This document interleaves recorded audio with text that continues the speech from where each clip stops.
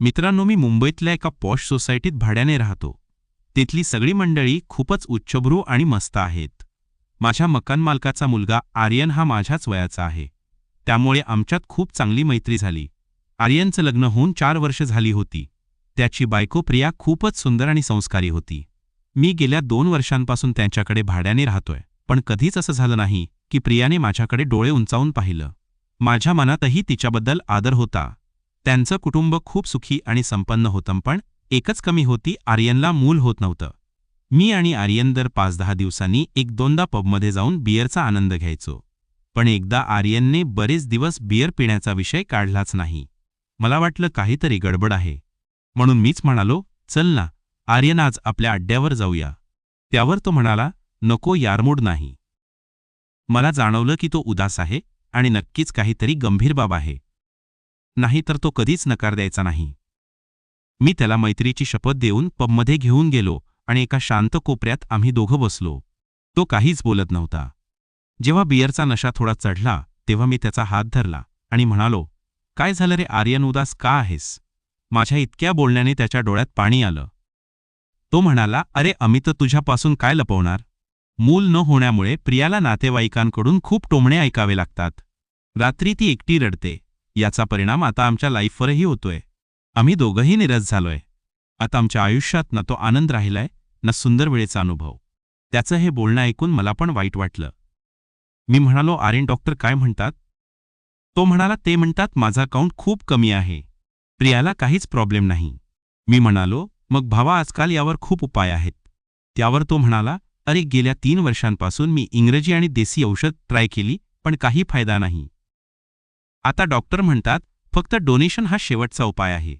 पण यार, मी कसं कोणाचं मूल बायकोच्या पोटात टाकू? कोणाचं आहे कसं मूल होईल काहीच कळणार नाही. मी गप बसलो आणि सिगरेट पेटवून दूर सोडू लागलो. तेवढ्यात आर्यनला काय सुचलं कुणास ठाऊक. तो म्हणाला, अमित, तू हा उपकार कर ना माझ्यासाठी. मी तुला बरेच दिवस ओळखतो. आपण चांगले मित्र आहोत. तूच माझी मदत कर. ऐकून मला धक्काच बसला. मी स्वतःला सावरत म्हणालो, बघ आर्यनमला या भानगडीत पडायचं नाही रे. डॉक्टरांच्या फेऱ्यात आणि या सगळ्यात मला नको घालू. तो म्हणाला, ठीक आहे, याबद्दल नंतर बोलू. मग आम्ही दोघं घरी परतलो. दुसऱ्या दिवशी तो माझ्या रूमवर आला आणि म्हणाला, अमित, मी कालच्या गोष्टीबद्दल गंभीर आहे. मी थोड्या रागाने म्हणालो. मग तो म्हणाला, प्लीज यारमलाही खुशी दे. त्याची उदास शक्ल आणि विनवणी पाहून मी म्हणालो, ठीक आहे, तुझ्यासाठी मी हे करेन. पण मला प्रायव्हसी हवी आणि मी डायरेक्ट सुंदर वेळेचा अनुभव देऊनच हे करेन. डब्यात देणार नाही. तुला प्रियाला विचारावं लागेल की ती तयार आहे का? आर्यन म्हणाला, ती बाहेरच उभी आहे. त्याने हाक मारली, प्रिया आते. प्रिया अगदी साध्यासुध्या मुलीसारखी माझ्यासमोर येऊन उभी राहिली. मी पहिल्यांदाच तिच्या नजरेत नजर मिळवली. ती हलकेच हसली आणि आर्यनच्या शेजारी बसली. मला काय बोलावं सुचेना, पण इथे परिस्थिती वेगळी होती. मी म्हणालो, प्रिया, तुला काही अडचण नाही ना? ती म्हणाली, अडचणीचं निराकरण तर करतोय ना? मी म्हणालो, चल मग प्लॅन बनवूया. प्लॅन ठरला. आर्यन घरच्यांना सांगणार होता की एका नव्या डॉक्टरकडे अपॉइंटमेंट आहे आणि 4-5 दिवस सलग तपासणी करावी लागेल. सगळं ठरलं. आर्यनने एका 5 स्टार हॉटेलमध्ये चांगलं रूम बुक केलं. दुसऱ्या दिवशी मला प्रियाला सुंदर वेळेचा अनुभव द्यायचा होता. त्यामुळे मला रात्री झोप लागली नाही. तुम्ही समजू शकता आता काय परिस्थिती असेल. दुसऱ्या दिवशी सकाळी 8 वाजता मी आर्यन आणि प्रिया रूमवर होतो. आर्यनने शॅम्पेनची बाटली आणली होती. मी म्हणालो, यार आर्यन, तुझ्यासमोर मला जमत नाही. तो म्हणाला, आपण तिघं ड्रिंक करू, मग मी बाहेर जाईन. आम्ही तिघांनी मिळून बाटली रिकामी केली. नशा चढताच मी आर्यनला इशारा केला. तो बाहेर गेला. आता फक्त मी आणि प्रिया रूममध्ये होतो. मी उठलो आणि तिच्या शेजारी बसलो. नशा आम्हा दोघांवर चढला होता. तिला पाहून माझी भावना दाटून येऊ लागली. संकोच करत मी तिचा चेहरा माझ्याकडे वळवला. तिच्या नजरेत नजर मिळाली. तिने डोळे खाली घातले आणि मी पापी देऊ लागलो. मी प्रियाला म्हणालो, प्रिया, आता आपण सुंदर वेळेचा अनुभव घेणार तर पूर्ण मजा घेऊया. ती म्हणाली, हेच तर मला आवडतं. चल सुंदर वेळेचा अनुभव घेऊया. फक्त एक गोष्ट लक्षात ठेव, तुझ्या भावनेतला रंग माझ्या जीवनामध्ये सोडायचा.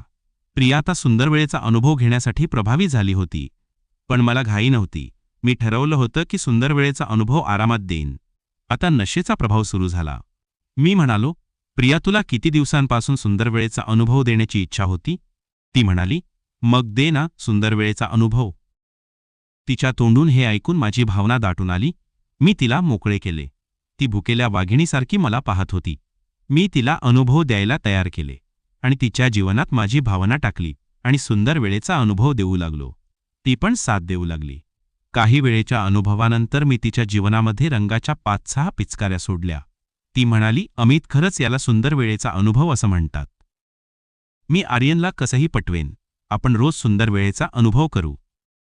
4-5 दिवस सुंदर वेळेचा अनुभव दिल्यानंतर प्रिया गर्भवती झाली आणि तिच्या चेहऱ्यावर एक वेगळंच तेज आलं होतं. तिच्या डोळ्यात एक अनामिक आनंद आणि समाधान दिसत होतं. जसं काही ती आयुष्याच्या नव्या टप्प्यावर पाऊल ठेवत होती. आर्यन तर 7व्या स्वर्गात होता. त्याला आता सगळ्यांना सांगायचं होतं की त्याच्या आयुष्यात लवकरच एक छोटा पाहुणा येणार आहे. त्याने मला हाताने टाळी देत म्हटलं, अमित, तुझ्यामुळे हे शक्य झालं रे. तू माझा खरा मित्र आहेस. त्याच्या चेहऱ्यावरचा आनंद पाहून मला पण बरं वाटलं. पण मनात कुठेतरी एक छोटीशी खटकणारी भावना होती. प्रिया आणि माझ्या त्या 4-5 दिवसांच्या सुंदर वेळेच्या अनुभवानंतर माझ्या मनात तिच्याबद्दल काहीतरी वेगळं निर्माण झालं होतं. पण मी ती भावना मनातच दाबून ठेवली. आर्यन आणि प्रियाने ठरवलं की ते सगळ्यांना सांगणार की प्रियाच्या मुलाचं कारण एका खाजगी डॉक्टरांचा उपचार आहे. त्यांनी मला सुद्धा सांगितलं की ही गोष्ट गुप्त ठेवायची आहे. मी मान डोलवली. पण मनात विचार आला, हे गुपित किती दिवस टिकणार? आर्यनच्या घरात आता उत्साहाचं वातावरण होतं. प्रियाच्या नातेवाईकांनी तिला टोमणे मारणं बंद केलं होतं आणि आर्यनच्या आईवडिलांनी तर गावी जाऊन मोठा सत्संग आयोजित केला. सगळं कसं परिपूर्ण दिसत होतं. पण मला कुठेतरी अस्वस्थ वाटत होतं. एक दिवस मी ऑफिसमधून घरी परतलो तेव्हा आर्यन माझ्या रूमवर आला. त्याच्या हातात एक छोटीशी डायरी होती. तो म्हणाला, अमित, तुझ्याशी एक गोष्ट शेअर करायची आहे. मी त्याच्याकडे प्रश्नार्थी नजरेने पाहिलं. तो पुढे म्हणाला, प्रियाचा मला खूप आनंद आहे. पण मला एक विचित्र स्वप्न पडते गेल्या काही रात्री. मी म्हणालो, कसलं स्वप्न? तो म्हणाला, मला स्वप्नात दिसतंय की एक काळा सावट माझ्या घरावर आहे आणि त्यातून एक आवाज येतो, हे मूल तुझं नाही. त्याच्या डोळ्यात भीती आणि संभ्रम होता. मी हसत म्हणालो, अरे आर्यन, तुझं टेन्शन तुला स्वप्नात त्रास देतंय. तू जास्त विचार करतोस. पण त्याचं मन शांत नव्हतं. त्याने डायरी माझ्या हातात दिली आणि म्हणाला, ही माझ्या आजोबांची डायरी आहे. यात काही गोष्टी लिहिल्या आहेत ज्या मला समजत नाहीत. तू वाच आणि सांग. मी डायरी उघडली. त्यात काही जुन्या मराठीत लिहिलेल्या ओळी होत्या आणि काही पानांवर विचित्र चिन्ह काढलेली होती. मला काही कळलं नाही. पण मी आर्यनला शांत करण्यासाठी म्हणालो, मी वाचतो आणि तुला सांगतो. त्या रात्री मी डायरी घेऊन बसलो. त्यात आर्यनच्या आजोबांनी त्यांच्या आयुष्यातल्या काही विचित्र अनुभवांची नोंद केली होती. त्यात एका गावातल्या जुन्या मंदिराचा उल्लेख होता जिथे त्यांच्या कुटुंबाने काही पूजा केल्या होत्या. त्यात एक वाक्य होतं, जो कोणी खोट्याने या कुटुंबात प्रवेश करेल त्याला सावटाचा शाप भोगावा लागेल. मला हे वाचून थोडं हसू आलं. हे काय भूतप्रेताचं नाटक आहे का? पण तरीही आर्यनच्या स्वप्नांचा आणि या डायरीचा काही संबंध आहे का, याचा विचार माझ्या मनात आला. दुसऱ्या दिवशी मी आर्यनला भेटलो आणि म्हणालो, तुझ्या आजोबांची डायरी म्हणजे काहीतरी जुन्या काळातली गोष्ट आहे. तू याचा जास्त विचार करू नको. पण आर्यन म्हणाला, अमित, मला वाटतं आपण त्या गावात जाऊन त्या मंदिराबद्दल चौकशी करायला हवी. मी त्याला समजावण्याचा प्रयत्न केला पण तो ठाम होता. शेवटी मी म्हणालो, ठीक आहे, प्रियाला सांग आणि आपण तिघे जाऊ. प्रियाला जेव्हा हे कळलं तेव्हा ती थोडी घाबरली पण तिनेही होकार दिला. आम्ही त्या गावात जायचं ठरवलं. गावाचं नाव होतं वीरगाव. मुंबईपासून साधारण 180 किलोमीटरवर एक छोटंसं खेडं. आर्यनने त्याच्या गाडीत आम्हाला घेऊन निघाला. रस्त्यात प्रिया शांत होती पण तिच्या डोळ्यात मला एक वेगळी चमक दिसत होती. मी तिच्याकडे पाहिलं तेव्हा तिने हलकेच हसत डोळे खाली घातले. मला आठवण झाली त्या हॉटेलमधल्या रात्रींची. पण मी स्वतःला सावरलं आणि विचार केला, आता हे सगळं संपलं. अमित, तू फक्त आर्यनचा मित्र आहेस. वीरगाव गावात पोहोचल्यावर आम्हाला एक जुना पण भव्य मंदिर दिसलं. मंदिराच्या बाहेर काही लोक बसले होते. त्यापैकी एक म्हातारा माणूस आमच्याकडे पाहत म्हणाला, तुम्ही आर्यनचे नातेवाईक का? आम्हाला आश्चर्य वाटलं की हा माणूस आर्यनला कसा ओळखतो. आर्यनने होकार दिला आणि त्या म्हाताऱ्याने आम्हाला मंदिरात नेलं. तिथे एक पुजारी होता जो खूपच गंभीर दिसत होता. त्याने आर्यनकडे पाहिलं आणि म्हणाला, तुझ्या कुटुंबावर सावट आहे आणि हे सावट तुझ्या नव्या पिढीमुळे जागं झालंय. आर्यन घाबरला. त्याने विचारलं, पण हे सावट कशामुळे? पुजारी म्हणाला, तुझ्या आजोबांनी एका शापित आत्म्याशी करार केला होता. त्या करारानुसार तुझ्या कुटुंबात कोणताही खोटा वारसदार येऊ शकत नाही. प्रियाने माझ्याकडे पाहिलं आणि तिच्या डोळ्यात भीती दिसली. मी सुद्धा अस्वस्थ झालो. पुजारी पुढे म्हणाला, तुम्ही तिघांनी येथे एक पूजा करावी लागेल. नाही तर हे सावट तुमच्या आयुष्यातून कधीच जाणार नाही. आम्ही तिघांनी पूजा केली. पूजा करताना मला प्रियाच्या हाताला हलके स्पर्श झाला आणि तिने माझ्याकडे पाहिलं. तिच्या नजरेत काहीतरी होतं जे मला समजलं नाही. पूजा झाल्यावर पुजारी म्हणाला, आता तुम्ही घरी जा, पण लक्षात ठेवा सत्य लपून काहीच मिळणार नाही. आम्ही तिघही गप्प बसलो आणि घरी परतलो. घरी परतल्यावर आर्यनचं स्वप्न थांबलं, पण माझ्या मनात एक नवीन भीती जन्माला आली. प्रिया आता 7व्या महिन्यात होती आणि तिच्या तब्येतीत काहीतरी गडबड होऊ लागली. डॉक्टर म्हणाले, काहीही गंभीर नाही, पण तणावामुळे असं होऊ शकतं. आर्यनने मला सांगितलं की प्रिया रात्री अचानक उठून विचित्रपणे बोलते, येणार आहे तो येणार आहे. मी आर्यनला विचारलं, कोण येणार आहे, पण त्याला काहीच कळत नव्हतं. एक रात्री मला प्रियाचा फोन आला. ती घाबरलेल्या आवाजात म्हणाली, अमितमला तुझी मदत हवी. मला वाटतंय कोणीतरी माझ्या मागे आहे. मी तिच्या घरी गेलो. आर्यन तेव्हा ऑफिसच्या कामासाठी बाहेरगावी गेला होता. प्रियाने मला आत बोलावलं आणि म्हणाली, मला स्वप्नात एक काळा आकार दिसतोय आणि तो मला सांगतोय की हे मूल त्याचं आहे. मला धक्का बसला. मी तिला शांत करण्याचा प्रयत्न केला, पण तिच्या डोळ्यात भीती खरी होती. दुसऱ्या दिवशी मी पुन्हा वीरगावला गेलो. त्या पुजाऱ्याला भेटलो आणि सगळं सांगितलं. त्याने एक दीर्घ श्वास घेतला आणि म्हणाला, तुम्ही तिघांनी जे केलं ते सत्य लपवण्याचा प्रयत्न होता, पण सत्य कधीच लपत नाही. त्या मुलाचं राग तुझ्यावर आहे अमित, आणि त्या सावटाला हे कळलंय. मला जमिनीखाली गेल्यासारखं वाटलं. मी म्हणालो, पण याचा अर्थ काय? पुजारी म्हणाला, त्या मुलाला तुझी ओळख कळेल आणि तो तुझ्याकडे येईल, पण त्याच्यासोबत सावटही येईल. मी घरी परतलो, पण माझं मन शांत नव्हतं. प्रियाला भेटायचं धाडस होत नव्हतं. आर्यनला सांगायचं तर माझी मैत्री धोक्यात येणार होती. पण एक रात्री मला स्वप्न पडलं. स्वप्नात एक लहान मुलगा माझ्याकडे पाहत होता आणि त्याच्या मागे एक काळा आकार होता. तो मुलगा म्हणाला, बाबा मला वाचव. मी घाबरून उठलो. तेव्हा माझ्या फोनवर एक मेसेज होता प्रियाचा. त्यात लिहिलं होतं, अमित मला भेटायला ये. मला सांगायचं आहे सत्य. माझं मन अस्वस्थ होतं. रात्रीचे 2 वाजले होते आणि मुंबईतली ही शांत सोसायटी आता भयानक वाटत होती. मी घाईघाईने तयार झालो आणि आर्यनच्या घरी पोहोचलो. प्रियाने दरवाजा उघडला. तिचा चेहरा पांढरा फटक पडला होता आणि तिच्या डोळ्यात भीती मिश्रित काहीतरी वेगळं दिसत होतं. ती म्हणाली, अमित आत ये. मला तुझ्याशी बोलायचं आहे एकट्यात. मी आत गेलो. आर्यन अजूनही बाहेरगावी होता आणि घरात एक भकास शांतता होती. प्रियाने मला सोफ्यावर बसायला सांगितलं आणि स्वतः माझ्यासमोर बसली. तिच्या हातात एक जुनी तांब्याची ताटली होती ज्यावर काही विचित्र चिन्ह कोरलेली होती. मी विचारलं, प्रिया हे काय आहे आणि तू मला सत्य सांगणार आहेस असं का म्हणालीस? ती थोडं थांबली आणि मग म्हणाली, अमित तू आणि आर्यन माझ्यासाठी खूप महत्त्वाचे आहात. पण जे आपण सुंदर वेळेचा अनुभव घेतला त्या हॉटेलमधल्या त्या रात्री, त्याचं खरं परिणाम मला आता कळतंय. मी गोंधळलो. म्हणजे काय, तुला काय कळलं? ती म्हणाली, त्या वीरगावच्या मंदिरात जेव्हा आपण पूजा केली तेव्हा मला एक स्वप्न पडलं. स्वप्नात मला एक बाई दिसली. तिचा चेहरा अंधारात होता, पण तिचा आवाज मला स्पष्ट ऐकू आला.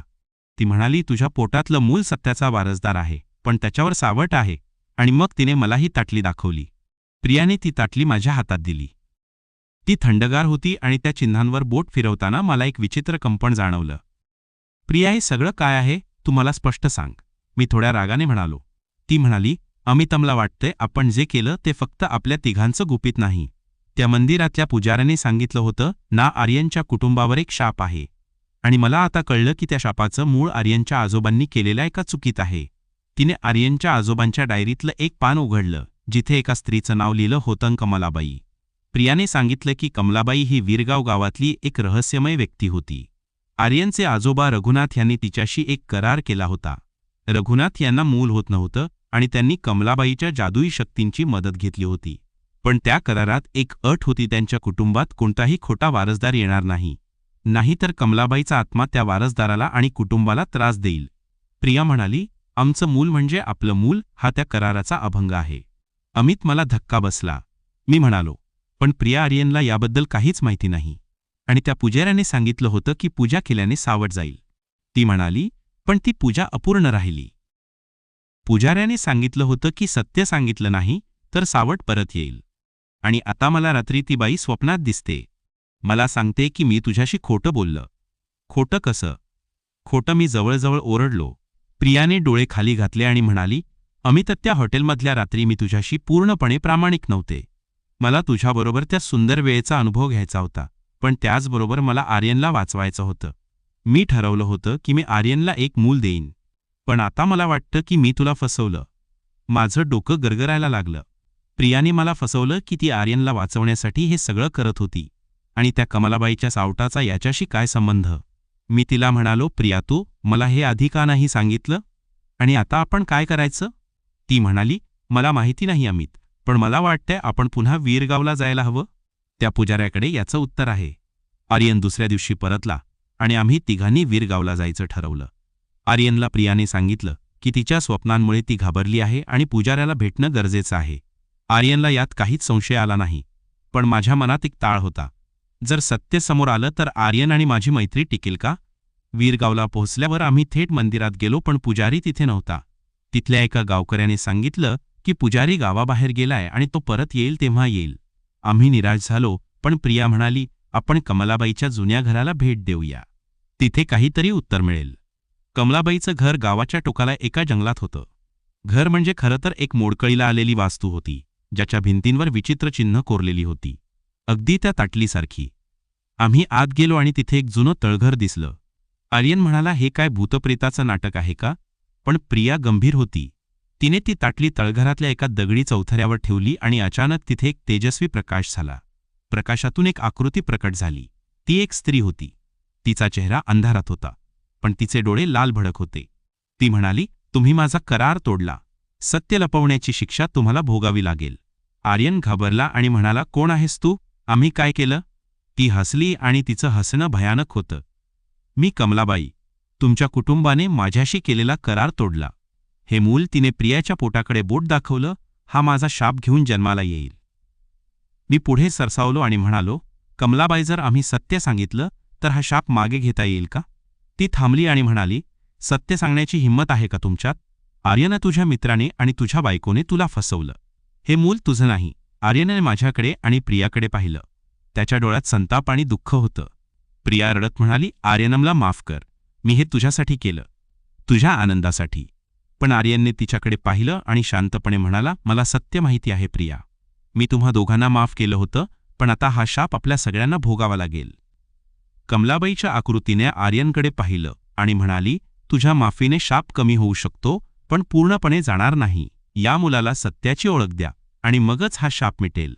ती आकृती नाहीशी झाली आणि तळघरात पुन्हा अंधार पसरला. आम्ही तिघंही गप्प बसलो.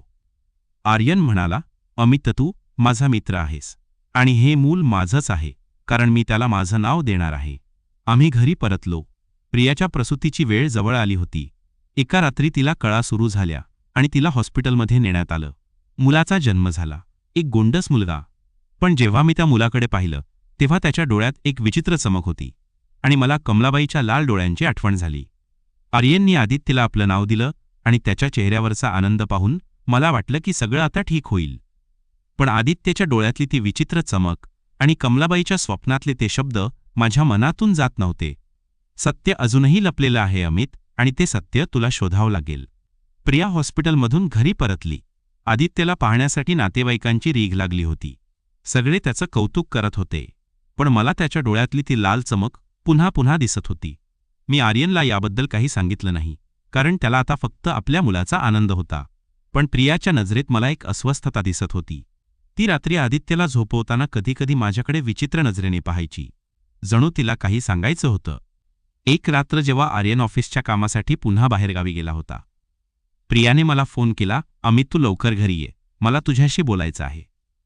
तिचा आवाज थरथरत होता. मी घाईघाईने त्यांच्या घरी पोहोचलो. प्रियाने मला आदित्यच्या खोलीत नेलं. आदित्य झोपेत होता, पण त्याच्या चेहऱ्यावर एक विचित्र स्मित होतं आणि त्याच्या पाळण्याजवळ ती तांब्याची ताटली ठेवलेली होती. मी विचारलं, प्रिया, ही ताटली इथे कशी? ती म्हणाली, मला माहिती नाही अमित. मी ती तळघरात ठेवली होती, पण आज सकाळी ती इथे सापडली. मला आता खात्री झाली की कमलाबाईचा सावट अजूनही आमच्या मागे आहे. मी प्रियाला म्हणालो, आपल्याला याचं सत्य शोधावं लागेल. त्या वीरगावच्या मंदिरात काहीतरी आहे जे आपल्याला माहिती नाही. प्रिया घाबरली, पण तिने होकार दिला. ती म्हणाली, पण आर्यनला याबद्दल काही सांगायचं नाही. तो आता आदित्यच्या प्रेमात आहे आणि त्याला हे सगळं सहन होणार नाही. मी सहमत झालो, पण माझ्या मनात विचार आला, आर्यन खरंच सगळं माफ करू शकला का? आम्ही पुन्हा वीरगावला जायचं ठरवलं. यावेळी प्रियाने आदित्यला तिच्या आईकडे ठेवलं, कारण तिला त्याला कोणत्याही धोक्यात आणायचं नव्हतं.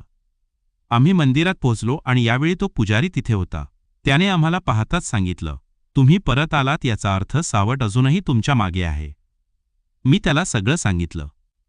आदित्यच्या डोळ्यातली चमकती ताटली आणि कमलाबाईचे स्वप्न पुजारी गंभीरपणे म्हणाला, कमलाबाईचा शाप फक्त सत्याने मिटू शकतो. पण सत्य सांगण्यापूर्वी तुम्हाला तिच्या आत्म्याशी सामना करावा लागेल, आणि तो सामना त्या तळघरातच होईल. त्याने आम्हाला एक मंत्र दिला आणि सांगितलं, हा मंत्र तुम्हाला तळघरात सावटाशी लढण्यासाठी मदत करेल. पण लक्षात ठेवा, जर तुमचं मन कमजोर झालं तर सावट तुम्हाला गिळंकृत करेल. आम्ही कमलाबाईच्या जुन्या घराकडे निघालो. तळघरात प्रवेश करताना माझ्या हातात ती तांब्याची ताटली होती आणि प्रिया माझ्या मागे होती. तळघरात एक भयानक अंधार होता आणि हवेत एक थंडगारपणा जाणवत होता. आम्ही त्या दगडी चौथऱ्याजवळ पोहोचलो आणि प्रियाने ताटली तिथे ठेवली. अचानक एक प्रचंड वारा सुटला आणि तळघरात एक काळा आकार प्रकट झाला. कमलाबाई. प्रिया घाबरून ओरडली. ती आकृती हसली आणि तिचा आवाज तळघरात घुमला, तुम्ही माझा करार तोडला. आता हे मूल माझं आहे. मी पुढे सरसावलो आणि पुजाऱ्याने दिलेला मंत्र म्हणायला सुरुवात केली. त्या मंत्राच्या आवाजाने कमलाबाईचा आकार थरू लागला, पण ती थांबली नाही. ती म्हणाली, सत्य सांगा अमित. आर्यनला सांग की हे मूल तुझं आहे. प्रिया रडत म्हणाली, नको अमित, आर्यन हे सहन करणार नाही. पण मी ठरवलं की आता सत्य लपून काहीच मिळणार नाही. मी कमलाबाईच्या आकृतीकडे पाहिलं आणि म्हणालो, ठीक आहे, मी आर्यनला सत्य सांगेन, पण तू आधी हा शाप मागे घे. कमलाबाई हसली आणि म्हणाली, सत्य सांगितलं की शाप मिटेल, पण त्याची किंमत तुम्हा तिघांना चुकवावी लागेल. आम्ही घरी परतलो. आर्यन घरी होता आणि त्याने आदित्यला मांडीवर घेतलं होतं. त्याच्या चेहऱ्यावरचं स्मित पाहून मला सत्य सांगण्याची हिंमत होत नव्हती.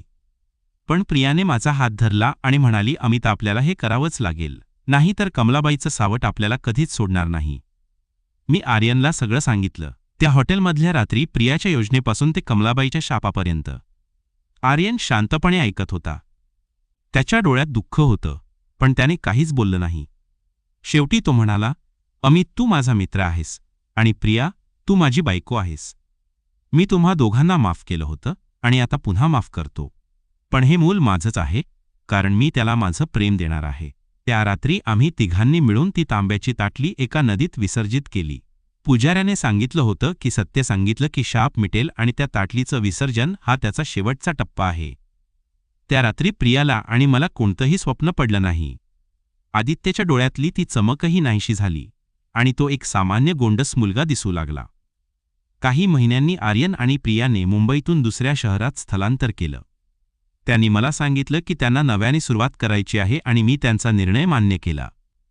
मीही माझ्या आयुष्यात पुढे गेलो, पण आर्यन आणि प्रियाशी माझी मैत्री कायम राहिली. आदित्य आता मोठा होत होता आणि त्याच्या हसण्यात एक वेगळाच आनंद होता. एक दिवस मला आर्यनचा फोन आला. तो म्हणाला, अमित, तू कधीतरी आमच्या घरी ये. आदित्य तुला काका म्हणतोय. मला हसू आलं आणि माझ्या डोळ्यात पाणीही आलं. कमलाबाईचं सावट आता खरंच गेलं होतं आणि सत्याने आम्हा तिघांना मुक्त केलं होतं. मित्रांनो, ही होती आजची कथा. जर तुम्ही ही कथा शेवटपर्यंत पाहिली असेल तर नक्कीच व्हिडिओला एक लाईक ठेवा आणि कमेंटमध्ये नाईस स्टोरी किंवा नाईस कथा लिहा. तुमच्या प्रतिक्रियांमुळेच आम्हाला आणखी भन्नाट कथा घेऊन यायला उत्साह मिळतो. तर भेटूया लवकरच पुढच्या भागात. तोपर्यंत धन्यवाद.